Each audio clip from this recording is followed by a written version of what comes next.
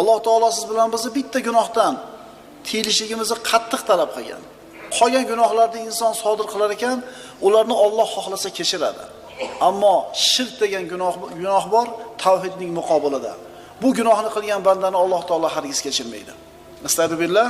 Innalloha la yaghfiru an yushraka bihi va yaghfiru ma duna zalika liman yasha.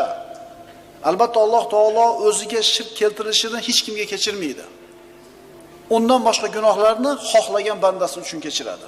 Ey odam bolasi, hadis qudusida Alloh taolo aytdi: "Yer qobig'i to'ldir gunoh bilan kelgan oldimga." Yerni gunohga to'ldirib tashagan bo'lgin, kelguncha.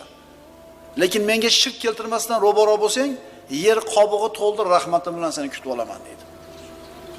Demak, boshqa gunohlarda hammasi bitta pallada, shirk bitta pallada turadi. Tavhid va shirk. Alloh subhanahu va taolo Qur'oni Karimda bir misolni keltirdi. Bir zarb